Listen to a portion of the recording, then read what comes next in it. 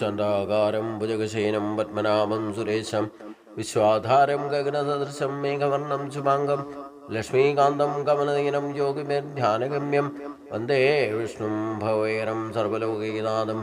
ഓം നമോ ഭഗവതേ വാസുദേവായ. നമോ ഭഗവതേ വാസുദേവായ. ഓം ശ്രീകൃഷ്ണായ പരബ്രഹ്മണേ നമഃ. എല്ലാ സജ്ജനങ്ങൾക്കും ഗുരുവായൂരപ്പൻ്റെ നാമത്തെ സാഷ്ടാംഗ പ്രണാമം.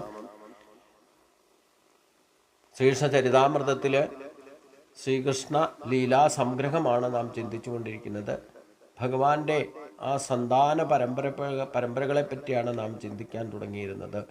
ആരും ദുർബലരോ അല്പായുസുകളോ ആയിരുന്നില്ല. സർവോപരി യദുവംശത്തിൽപ്പെട്ടവരെല്ലാം തന്നെ ബ്രാഹ്മണ സംസ്കാരത്തിൻ്റെ ഭക്തന്മാരായിരുന്നു. ബ്രാഹ്മണ സംസ്കാരം നിലനിർത്തേണ്ട ക്ഷത്രിയ രാജാക്കന്മാരുടെ ധർമ്മമാണ്. അതുപോലെ തന്നെ ബ്രാഹ്മണരെ സംരക്ഷിക്കേണ്ടതും അവരുടെ കടമയാണ്. ഈ പറഞ്ഞതെല്ലാം രാജാക്കന്മാരെല്ലാം ശരിക്കും തങ്ങളുടെ കടമ നിർവഹിച്ചിട്ടുമുണ്ട്. 1000 വർഷത്തെ ആയുസ്സുണ്ടെങ്കിൽ പോലും മുഴുവൻ ആളുകളെക്കുറിച്ചും വർണ്ണിക്കാൻ പറ്റാത്തത്ര അസംഖ്യമായിട്ടുള്ളതായിരുന്നു യദുവംശം എന്ന് പറയുന്നത്. യദുവംശത്തിലെ കുട്ടികളെ പഠിപ്പിക്കാൻ എത്രയോ ആചാര്യന്മാരുണ്ടായിരുന്നു, അനേകം ആചാര്യന്മാരുണ്ടായിരുന്നു എന്ന് കേട്ടിട്ടുണ്ട്. വിശ്വസനീയമായ കേന്ദ്രങ്ങളിൽ തന്നെ താൻ അത് മനസ്സിലാക്കിയിട്ടുമുണ്ട് എന്ന് കൂടി ശുകദേവ ഗോസ്വാമി പരീക്ഷിത് മഹാരാജാവിനോട് പറയുന്നുണ്ട്. കുട്ടികളെ പഠിപ്പിക്കാൻ ഇത്രയേറെ ആളുകളെ ആവശ്യമുണ്ടായിരുന്നെങ്കിൽ ആ കുടുംബത്തിലെ അംഗസംഖ്യയുടെ വലിപ്പം ഊഹിക്കാവുന്നതേ ഉള്ളൂ. സൈനിക ശക്തിയുടെ കാര്യമാണെങ്കിൽ ഉഗ്രസേന രാജാവിൻ്റെ അംഗരക്ഷകൻ തന്നെ ലക്ഷക്കണക്കിന് ആളുണ്ടായിരുന്നു എന്ന് പറയുന്നുണ്ട്. കൃഷ്ണൻ ഈ പ്രപഞ്ചത്തിൽ വരുന്നതിന് മുമ്പ് ദേവന്മാരും അസുരന്മാരും തമ്മിൽ അനേകം യുദ്ധങ്ങളുണ്ടായിട്ടുണ്ട്. അനേകം അസുരന്മാർ ഈ യുദ്ധകളത്തിൽ മരിച്ചു വീണിട്ടുണ്ട്. അവർക്കൊക്കെ ഈ ഭൂമിയിലെ ഏറ്റവും സമുന്നതമായിരിക്കുന്ന രാജകുടുംബങ്ങളിൽ വന്ന് പിറക്കാൻ അവസരവും ലഭിച്ചിട്ടുണ്ട്. ഈ സമുന്നതമായിരിക്കുന്ന രാജകീയ സ്ഥാനത്തിൻ്റെ പേരിൽ ഊറ്റം കൊണ്ട ഇവരുടെ ഒരേ ഒരു ജോലി പ്രജകളെ പീഡിപ്പിക്കുക എന്നതായിരുന്നു. ഈ അസുര രാജാക്കന്മാരെ മുഴുവൻ നിഗ്രഹിക്കാനായിക്കൊണ്ട് ഭഗവാൻ കൃഷ്ണൻ ഈ ലോകത്ത് അവതരിച്ചത് ദ്വാപരയുഗത്തിൻ്റെ അവസാന കാലത്തായിരുന്നു. ഭഗവത്ഗീതയിൽ പറയുന്നത് പോലെ പരിത്രാണായ സാധൂനാം വിനാശായ സംസ്കൃതാം ധർമ്മ സംസ്ഥാപനാർത്ഥായ സംഭവാമി യുഗേ യുഗേ.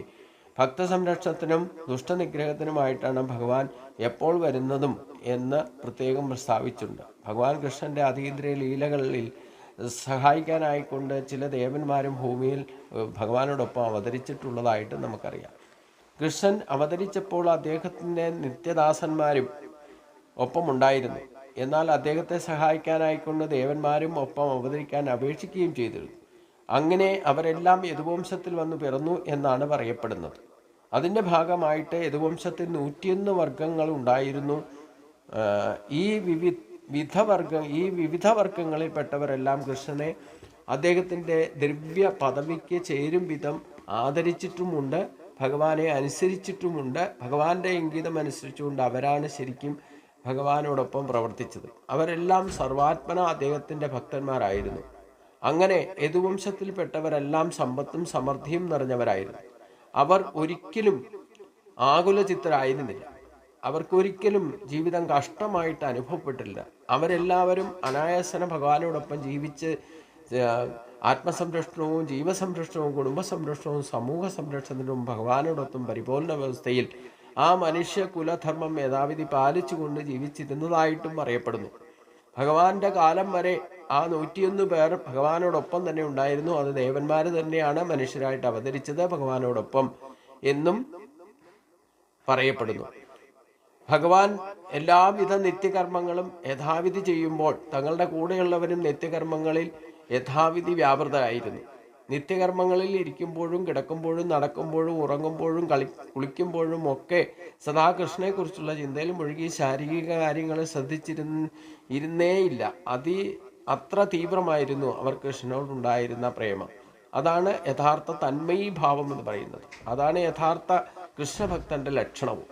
ഒരു നിശ്ചിത ചിന്തയിൽ മുഴുകിയിരിക്കുമ്പോൾ ഒരുവൻ ശാരീരിക പ്രവർത്തനങ്ങൾ മറന്നു പോകുന്നത് പോലെ യദുവംശത്തിലുള്ളവർ സ്വയമേവ അവരുടെ ശാരീരിക ധർമ്മങ്ങളിൽ ഏർപ്പെട്ടിരിക്കുന്നുവെങ്കിലും അവരുടെ മനസ്സ് സദാ കൃഷ്ണനിൽ തന്നെ കേന്ദ്രീകരിച്ചിരിക്കും. അവരുടെ ശാരീരിക പ്രവർത്തനങ്ങൾ യാന്ത്രികമായിട്ട് നടന്നുകൊണ്ടേയിരിക്കും. പക്ഷേ അവരുടെ മനസ്സ് കൃഷ്ണ അവബോധത്തിൽ മുഴുകിയിരിക്കുകയും ചെയ്യും. ഇതാണ് ഭക്തിയുടെ യഥാർത്ഥ ഭാവം എന്ന് പറയുന്നത്. ഇതാണ് ഭഗവാൻ ഗീതയിൽ പറഞ്ഞ യത്കരോഷി യസ്രാശി യജ്ജുഘോഷി.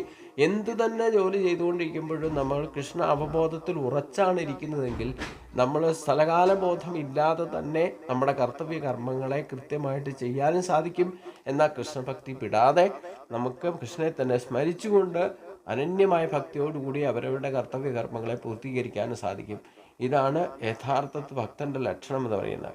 ഭഗവാൻ കൃഷ്ണൻ്റെ 5 വിശേഷ ഗുണങ്ങൾ ചൂണ്ടിക്കാണിച്ചുകൊണ്ടാണ് ശ്രീല ശുഗദേവ ഗോസ്വാമി ശ്രീമദ് ഭാഗവതം 10-ാം സ്കന്ധം 19-ാം അധ്യായം അവസാനിപ്പിക്കുന്നത്. കൃഷ്ണൻ യദുവംശത്തിൽ അവതരിക്കുന്നതിന് മുമ്പ് ഏറ്റവും പവിത്രമായി കരുതപ്പെടുന്നത് ഗംഗാനദിയാണ്. മലിനവസ്തുക്കൾ പോലും ഗംഗാജലത്തിൽ സ്പർശം കൊണ്ട് വിശുദ്ധമാക്കി തീർക്കാനുള്ള കഴിവുണ്ട്. ഭഗവാൻ വിഷ്ണുവിൻ്റെ പാദത്തിലെ പെരുവിരലിൽ നിന്നും പിറന്നതാണ് ഗംഗാജലം എന്ന പരമോത്കൃഷ്ടമായിരിക്കുന്ന സ്ഥാനവും അതിന് അതുകൊണ്ടാണ് കിട്ടിയത് എന്ന് പറയുന്നു. എന്നാൽ ഭഗവാൻ കൃഷ്ണൻ യദുവംശത്തിൽ അവതരിച്ച് യദുക്കളുടെ രാജ്യങ്ങളിലുടനീളം സഞ്ചരിക്കുകയും യദുവംശവുമായിട്ട് ഉറ്റ സമ്പർക്കം പുലർത്തുകയും ചെയ്തതിൻ്റെ ഫലമായിട്ട് ആ വംശം മുഴുവൻ പ്രസിദ്ധമാക്കുക മാത്രമല്ല അന്യരെ ശുദ്ധീകരിക്കുന്ന കാര്യത്തിൽ ഗംഗാജലത്തേക്കാൾ ഫലപ്രദമായി തീരുകയും ചെയ്തു. ഇതാണ് അദ്ദേഹത്തിൻ്റെ ആദ്യത്തെ വിശേഷ ഗുണം.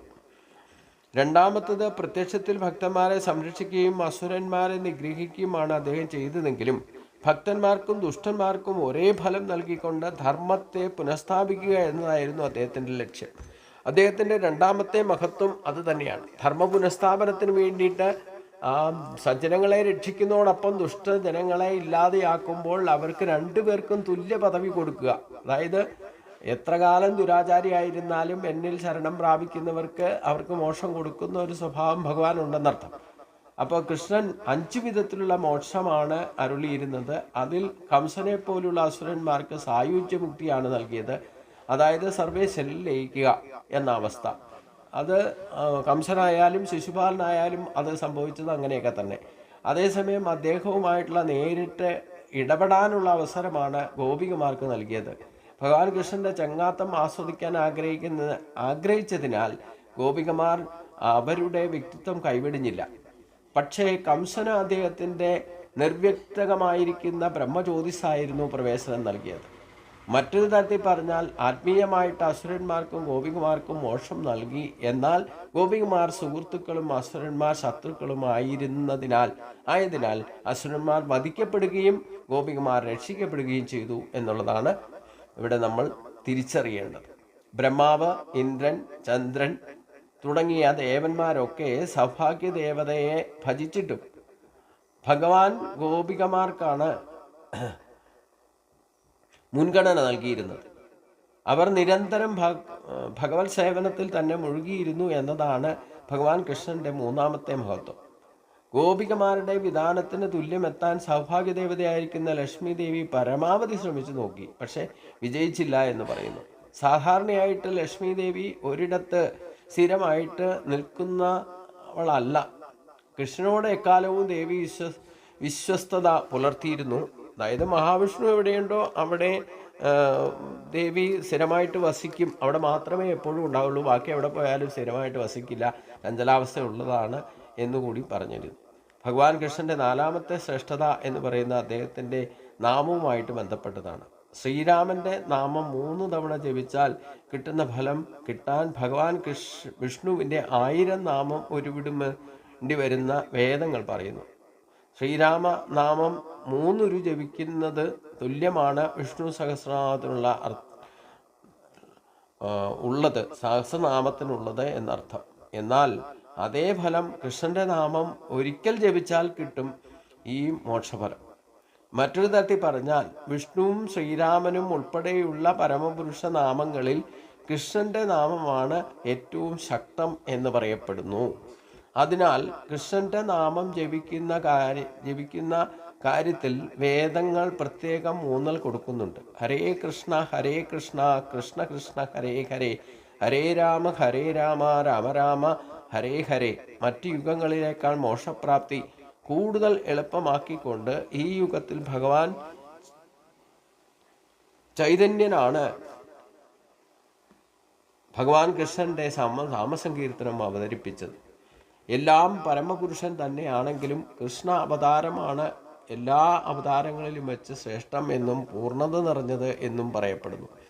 അദ്ദേഹത്തിൻ്റെ ആത്മസമർപ്പണം ചെയ്യുക എന്ന ഒരേ ഒരു തത്വം കൊണ്ട് എല്ലാ ധർമ്മതത്വങ്ങളും വച്ച് ശ്രേഷ്ഠമായിരിക്കുന്ന ധർമ്മതത്വം സംസ്ഥാപിച്ച് എന്നതാണ് കൃഷ്ണ അവതാരത്തിൻ്റെ 5ാമത്തെ വിശിഷ്ട ഗുണം. വേദഗ്രന്ഥങ്ങളിൽ 20 തരം ധർമ്മതത്വങ്ങളെക്കുറിച്ച് പറയുന്നുണ്ട്. അവ ഓരോന്നും വിവിധ ശാസ്ത്രങ്ങളിൽ വിവരിക്കുന്നുമുണ്ട്. എന്നാൽ ഈ യുഗത്തിലെ ബദ്ധാത്മാക്കളോട് വളരെയേറെ കരുണയുള്ളവനാണ് ഭഗവാൻ കൃഷ്ണൻ. അതുകൊണ്ടാണ് എല്ലാ ധർമ്മങ്ങളും ഉപേക്ഷിച്ച് എന്നെ തന്നെ ശരണം പ്രാപിക്കാൻ അദ്ദേഹം നേരിട്ട് പ്രത്യക്ഷപ്പെട്ട് അരുളി ചെയ്തത്. ഈ കലിയുഗത്തിൽ ധർമ്മത്തിൻ്റെ 3/4 പങ്കും നഷ്ടപ്പെട്ടിരിക്കുന്നു എന്ന് പറയാറുണ്ട്. കഷ്ടിച്ച് കാൽഭാഗമാണ് ഇപ്പോഴും നിലനിൽക്കുന്നത്. എന്നാൽ ഭഗവാൻ കൃഷ്ണന്റെ കാരുണ്യത്താൽ കലിയുഗത്തിൻ്റെ ഈ പോരായ്മ പൂർണ്ണമായിട്ടും നികത്തി കഴിഞ്ഞിരിക്കുന്നു എന്ന് മാത്രമല്ല, ധർമ്മപ്രക്രിയ അത്യന്തം സരളമാക്കുകയും ചെയ്തിരിക്കുന്നു.